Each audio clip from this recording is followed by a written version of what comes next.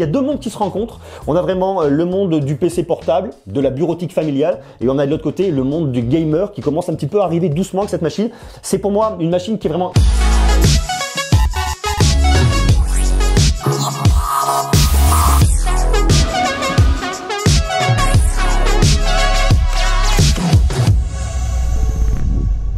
Aujourd'hui, je vais vous parler ordinateur gaming. Je vais vous parler d'un ordinateur de Dell. Vous le savez, je teste de plus en plus d'ordinateurs. J'aime bien ça, je trouve ça cool.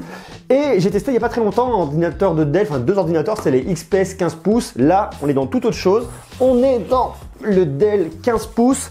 C'est l'ordinateur gaming de la marque Dell. Si vous le savez, Dell a une marque gaming dédiée qui s'appelle Alienware, qui est vraiment la marque pour les gamers. Mais malgré tout, on a quand même fabriqué un produit Dell Gaming destiné aux casual gamers.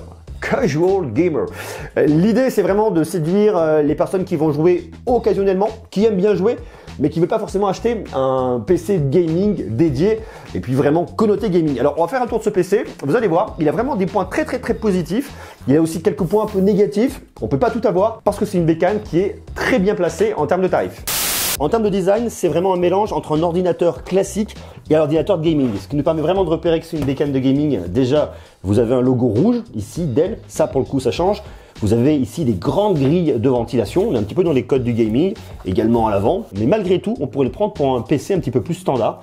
Si vous le regardez comme ça et qu'il est posé sur un bureau, on va pas forcément arriver à se dire « Tiens, ça, c'est une bécane de gaming ». Ensuite, lorsque vous venez l'ouvrir, on va retrouver un petit peu les codes du gaming, notamment ici, là, au niveau du trackpad. Vous avez une petite bordure rouge, mais mis à part ça, vous le regardez comme ça, posé sur un bureau, vous vous dites pas tout de suite, ça, c'est un ordinateur de gaming.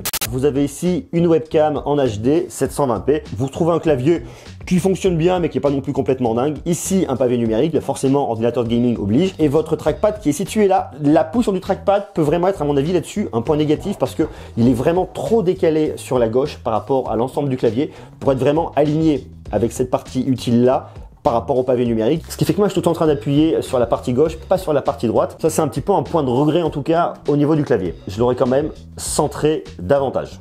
Après, en termes de connectique, franchement, ça fait le boulot. Je pense pas que la position soit vraiment idéale, mais malgré tout, ça fonctionne. Vous avez ici un lecteur de carte SD. Vous avez un port USB de ce côté, RJ45. Ici, votre alimentation. De l'autre côté, vous avez du HDMI, micro USB, deux ports USB type A.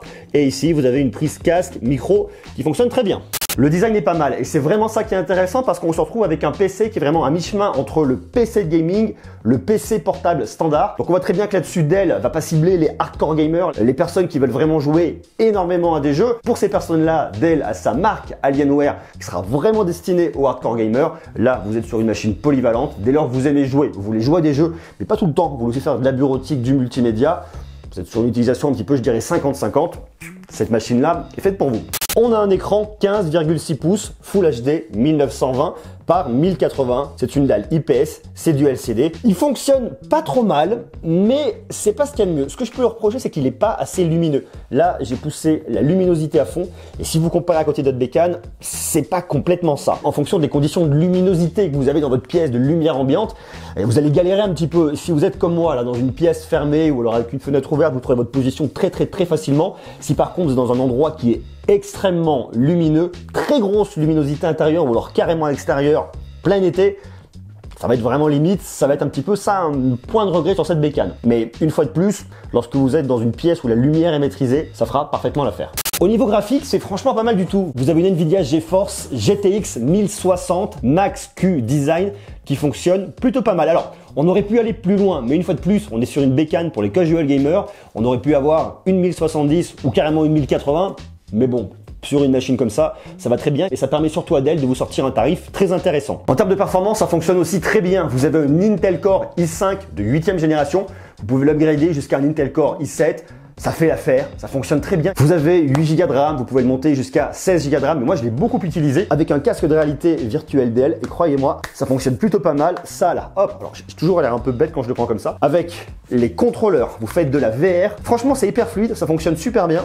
J'ai fait tourner plein de jeux dessus. Je suis super content parce que en termes de puissance, pour voir que j'ai un i5 là avec 8 Go de RAM, c'est parfait. Alors après, peut-être qu'il y aura des jeux très gourmands qui vont être moins performants. Pour moi, cet ordinateur pour du casual gamer, c'est pas forcément la bécane pour le hardcore gamer qui veut vraiment une puissance de dingue, qui veut vraiment des perfs complètement ouf et hallucinantes. Mais pour moi, pour les 3/4 des jeux, ça fonctionne extrêmement bien. Ah, et pour de la VR, c'est top.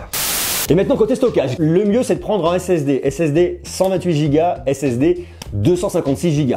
Allez directement sur 256 Go. Ça coûte forcément un peu plus cher, et bien vous vous y retrouverez franchement. On se retrouve avec une autonomie qui est franchement bonne, entre 5 à 6 heures complètement débranché. Ça, c'est plutôt cool. Lorsque vous êtes en déplacement, vous allez prendre le train ou vous ne pouvez pas le brancher, 5 heures, franchement, ça fonctionne. Vous ne serez pas déçus. Et en fonction de votre utilisation, vous allez pouvoir monter un peu plus. Alors, guère plus, 5h30, 6 heures. Mais franchement, c'est déjà bien. Au niveau du système d'exploitation, on a un Windows 10 Family. Nickel.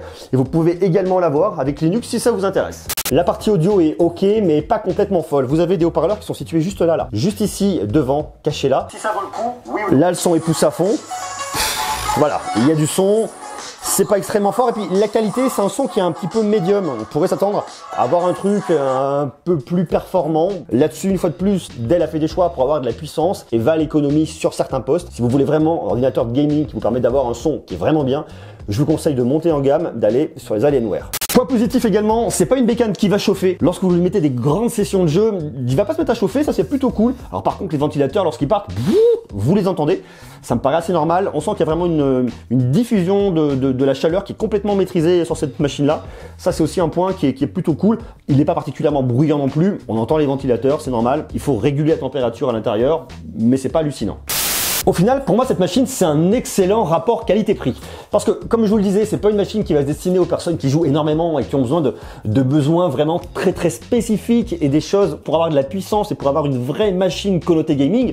Mais pour des personnes qui aiment jouer de temps en temps, qui veulent de la puissance, qui veulent une machine qui est quand même un peu racée, franchement, je trouve que le G5 de Dell fait vraiment bien l'affaire. On est sur un alliage magnésium plastique qui franchement donne une vraie belle sensation de robustesse. La connectique, je la trouve assez complète. Alors après la disposition, on peut toujours en parler, c'est pas forcément complètement optimal.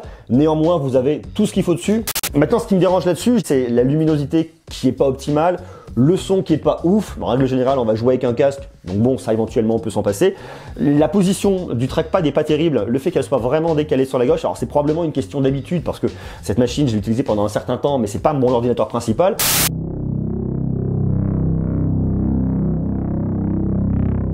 Peut-être qu'à force, on trouve naturellement sa position, il faut s'habituer. Mais c'est vrai que tout de suite, lorsqu'on la prend en main, on a toujours tendance à faire des clics gauche et à pas très bien se positionner. Bon, c'est pas extrêmement grave. Par contre, point très positif, vous avez de la puissance, de la performance. C'est une machine qui est polyvalente, qui est franchement très bien et qui surtout en termes de tarifs est extrêmement bien placée. On commence à 879 € pour la config de base avec un i5 et après, ça va monter. Ça va dépendre effectivement de ce que vous voulez. On va monter à plus de 1300 €, voire un petit peu plus. Moi, je trouve que là-dessus, Dell a vraiment un très bon compromis. Très bon compromis. Il y a deux mondes qui se rencontrent. On a vraiment le monde du PC portable, de la bureautique familiale, et on a de l'autre côté le monde du gamer qui commence un petit peu à arriver doucement avec cette machine.